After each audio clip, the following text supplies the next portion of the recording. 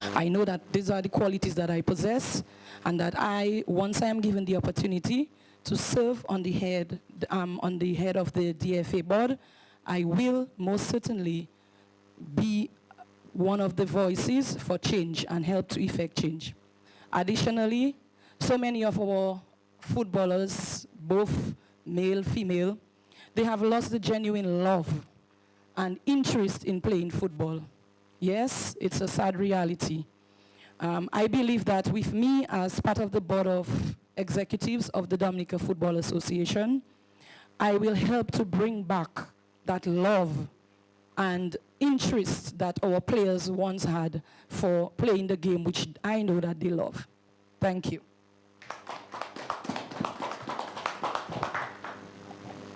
Good afternoon to the members of the media. Abby Lawrence, the present PRO of the Sajiko Southeast Football Club. And I'm vying for the position of Public Relations Officer, which is by right a mouthful, but nonetheless it's a small thing that we could emulate. We could take in the public perception of what football is all about.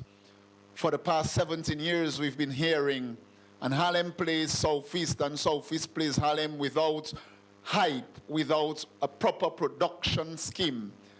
And with current technology, I believe as a public relations officer, there is much more we can do for ourselves, for the association, for our athletes. Let's take, for example, they are given an opportunity just to give themselves the opportunity to have an interview without proper training and articulation.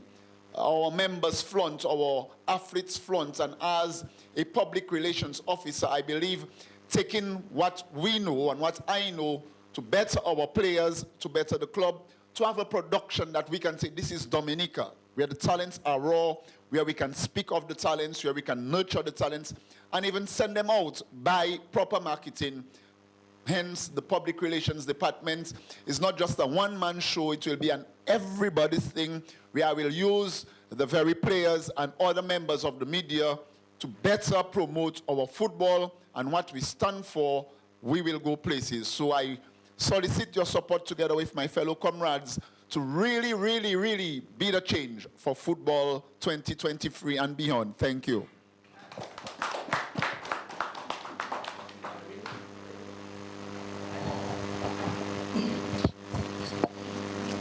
Yeah, let me say good evening to everybody present, media members, my other colleagues.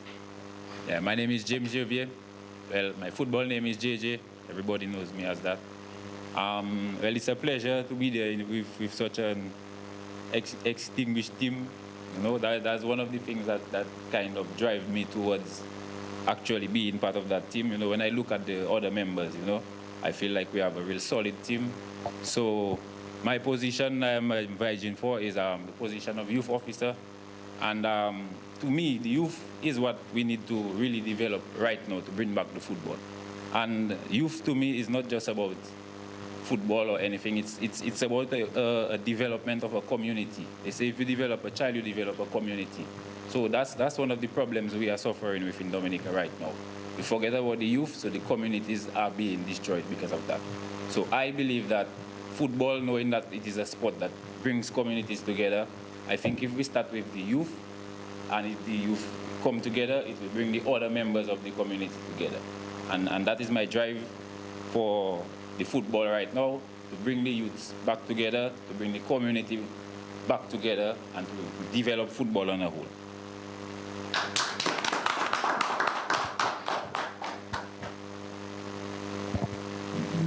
Okay, good afternoon. My name is Jason Timothy. I'm vying for the position of committee member. The reason I'm doing this is I have been involved in football for many years. I've played, I helped start up Exodus in St. Joseph, and I'm from Goodwill, so that says something. And over the years, I have been left a bit disappointed with the lack of development of potential of our youth in Dominica. I may look young, but I feel kind of old. My body says I'm old. And when I look back, I see so many young people who have had potential in the football system, and not just as players, but as coaches, as mentors for other young people coming up. And one of the things that has happened over the years is that instead of motivation coming to a lot of these young people to be the best that they can be, to really make the best out of their potential, a lot of the potential and a lot of the energy has been drained from them. And a lot of people just don't put in the effort in the football because they just don't have hope to go anywhere from it. So my reason for being part of this movement is really to help the youth be the best they can be. That is how I feel that I can help best at this moment, and that's why I'm putting up myself. And I solicit your support in this endeavor. And it is not a journey that we can do alone. It is a journey that we have to make together. And we need the support of the clubs. We want better for you, but you have to want better for you as well. Be the change.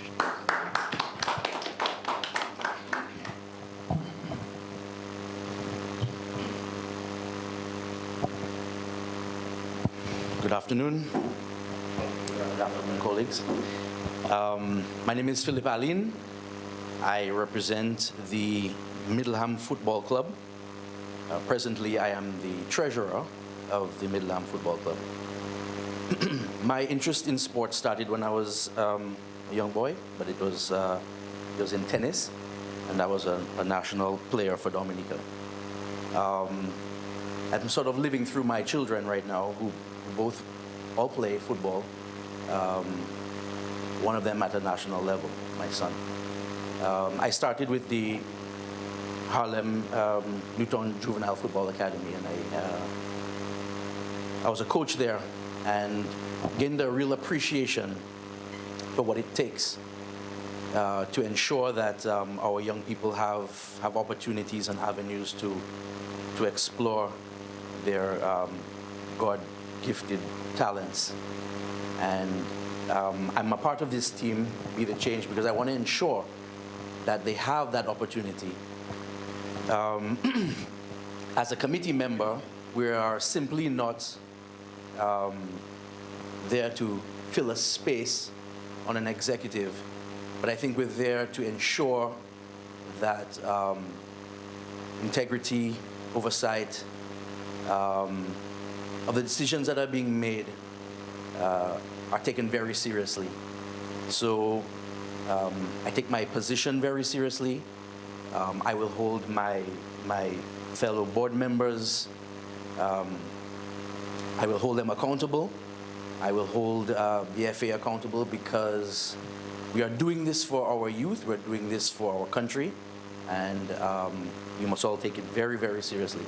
So I solicit as well your support from all the clubs to ensure that I become a committee member and my colleagues also fill their positions.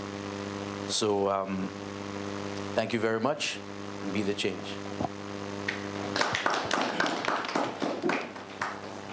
Pleasant good afternoon to everyone present, media, and the viewers listening at home and abroad. My name is Marvin George, and I am from the community of Goodwill. I am currently the president of Derby Boys Football Club, and my drive to be a part of the current, well, not the current, but the new DFA executive is simply the fact that more can be done. And if we want to see more be done, we have to put ourselves in a position to be that change. We have to go and put in the work and ensure that everything is done properly. It is communicated to every single stakeholder, right? It is not just about me, Mr. Allen, Mr. Joseph. It is about each and every one of us, especially the clubs and the players. So come July 22nd, we pray and we hope that you give us your support so that we can be the change that football needs in Dominica. Thank you very much.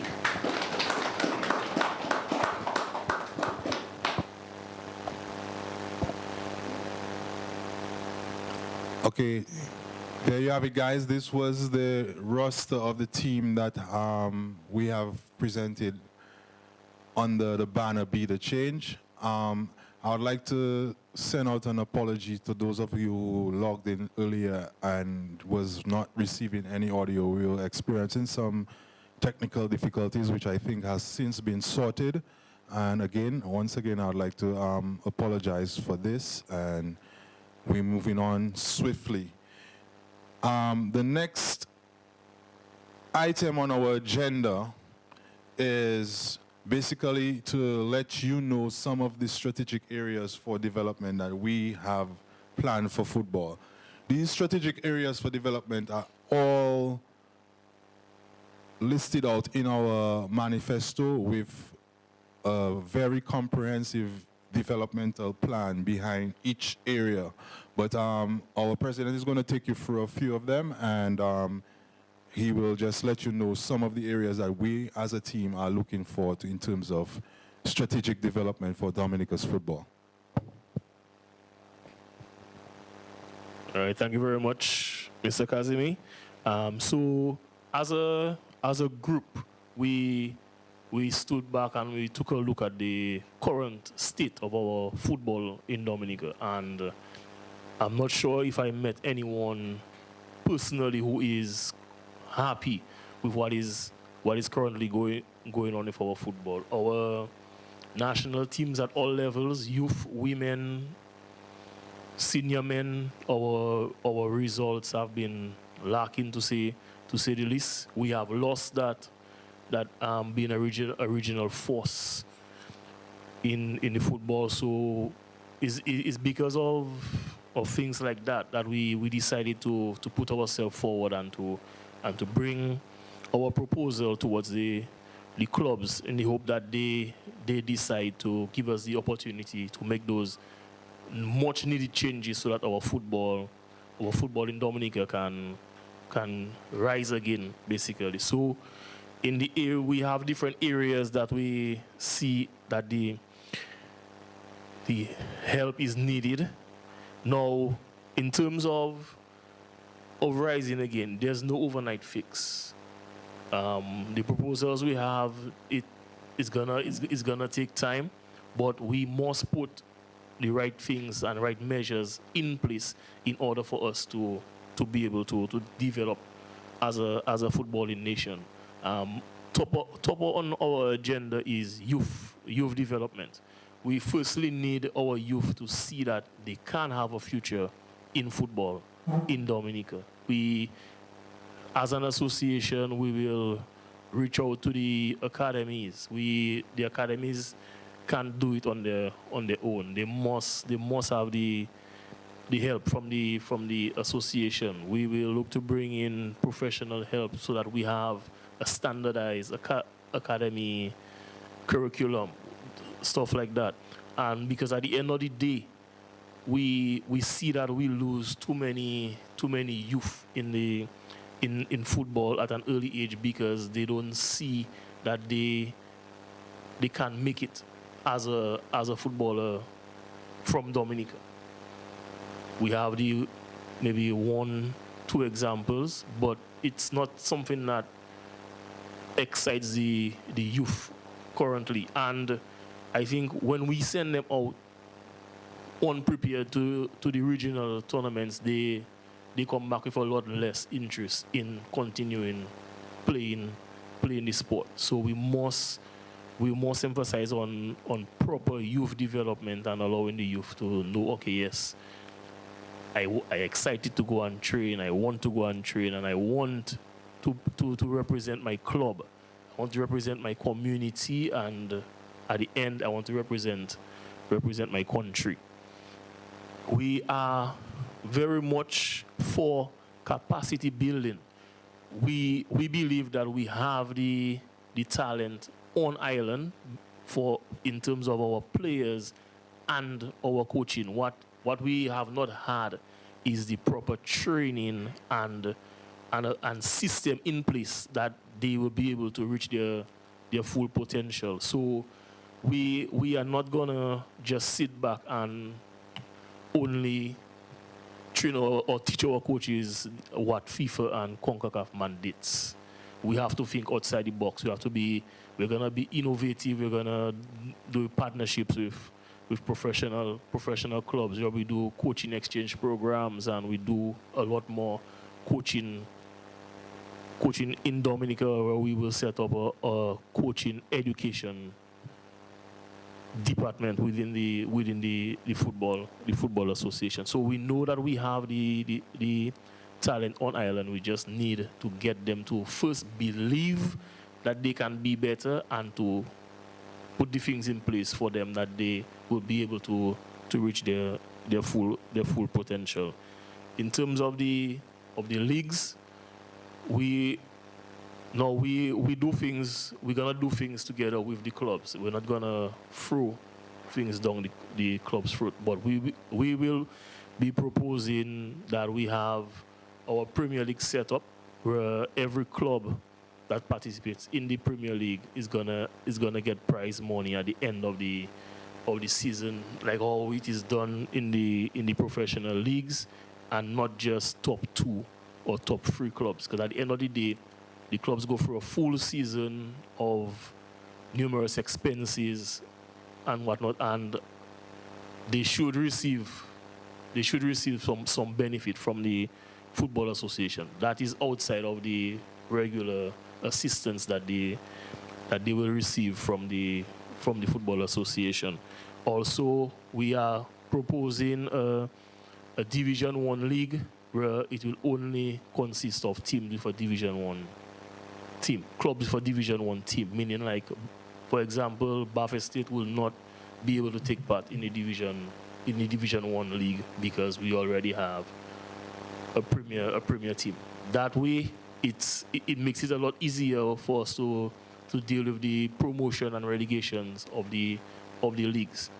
Now, introducing that, we will not be sidelining the Premier League teams who wanted to have the Division 1 teams. That's where we come in for a reserve league or a development league for the Premier club, so they don't lose out on their players being able to participate in a league.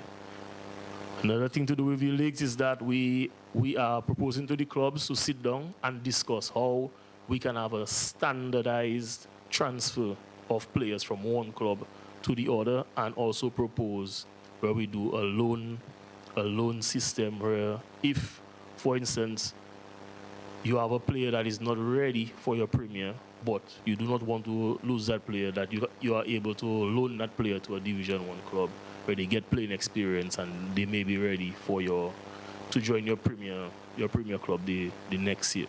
Now, these are proposals that we have.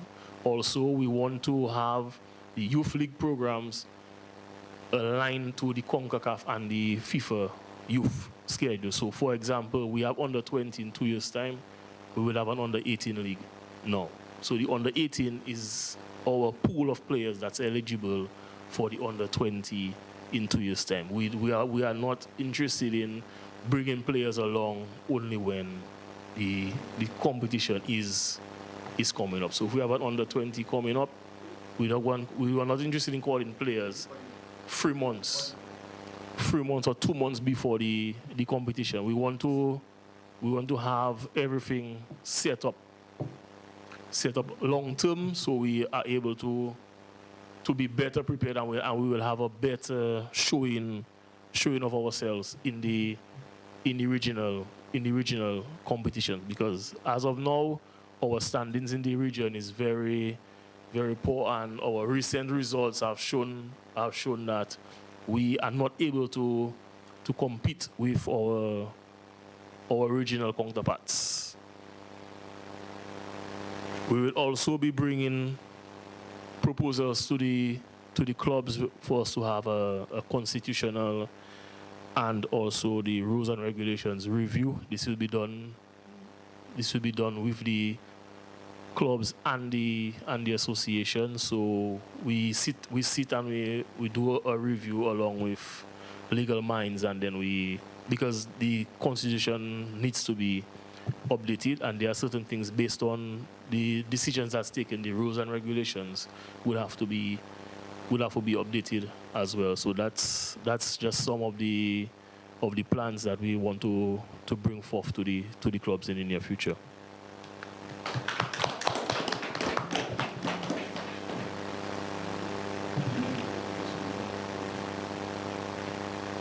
All right. Thank you, Mr. Joseph, for just touching on some of the areas of the plan in terms of strategic development. And in my précis of Mr. Joseph's deliberation, he spoke of youth development, capacity building, the leagues, and constitutional review. Also, in addition to these areas, we have the national programs, which would be the national team programs from the youth system all the way up to the senior teams. This is another major area for us. Infrastructure development. We see the current situation that we are in right now, where we play most of our football on one or two fields around the entire island.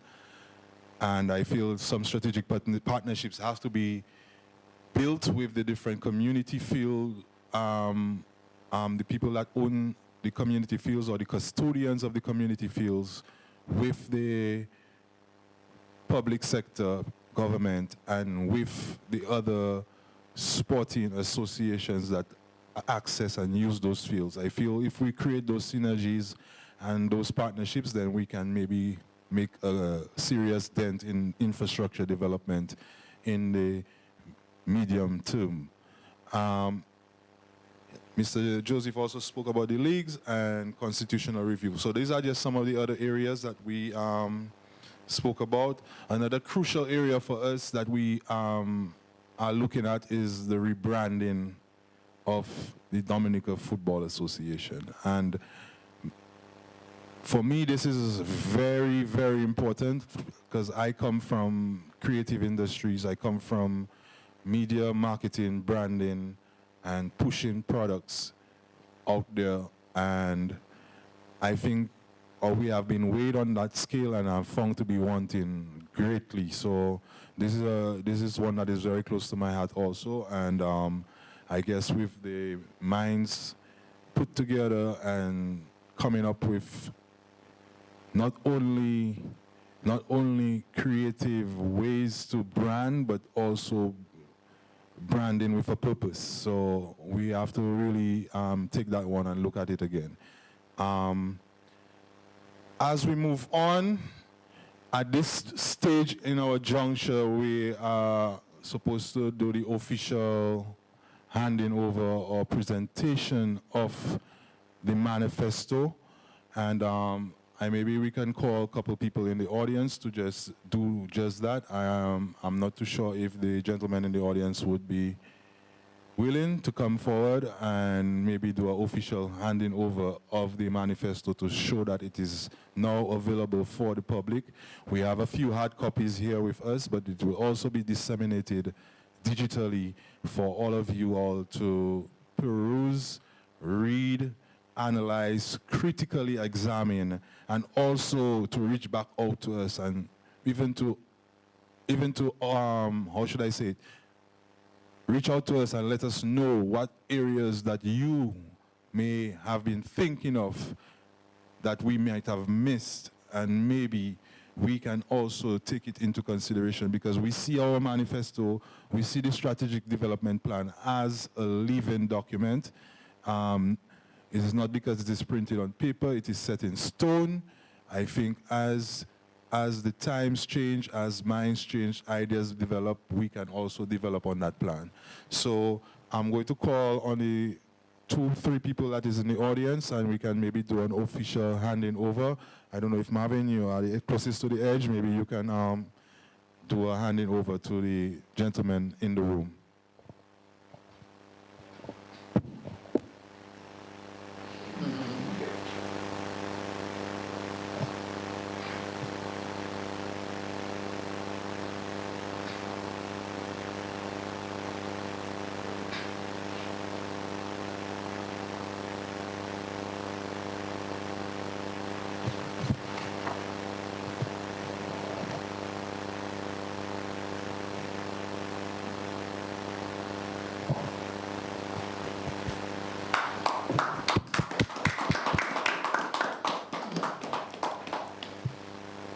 Okay, guys. As soon as we finish this meeting, I will post online in the various chat groups and various platforms the digital copy of this.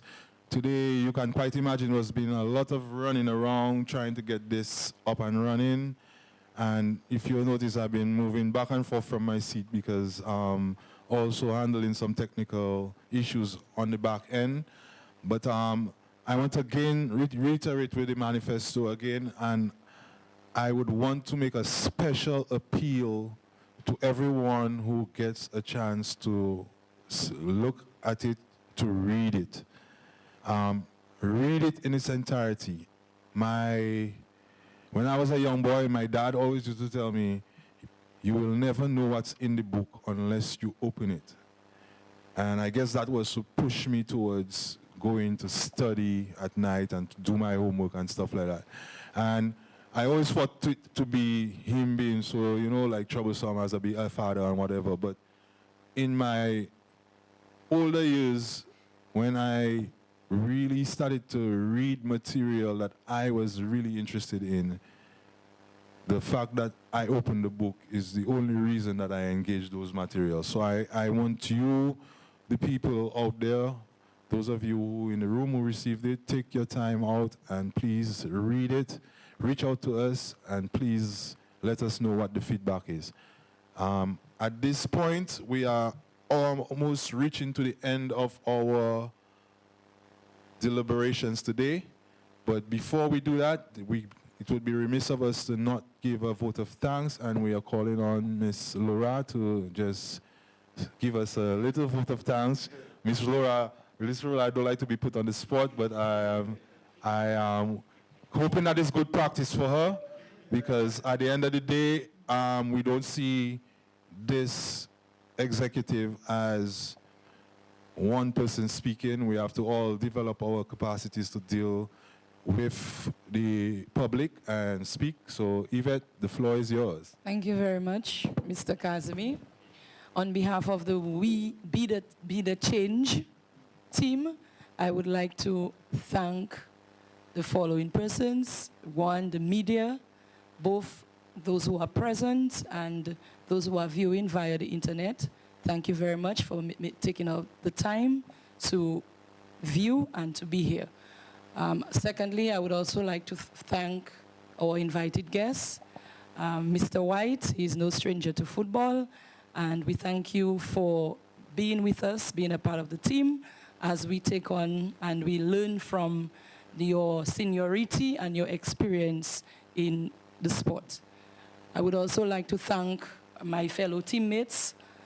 I know that it's not going to be an easy task, for us, but I know that we have the mental fortitude and we know what we are looking for, and I would like to thank you for putting yourselves up to be the change that is needed in our football. Finally, I would like to thank our sponsors, those who gave financial contribution to ensure that this manifesto launch became a reality. Once again, thank you to everybody.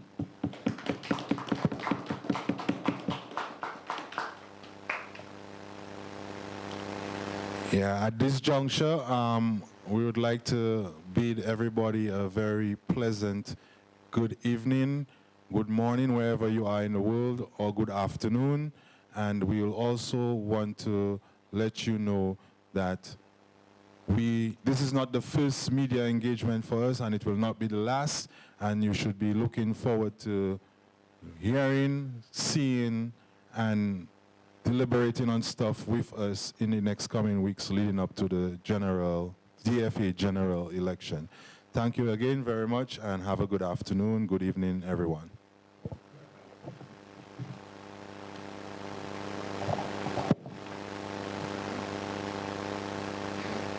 No, that's good.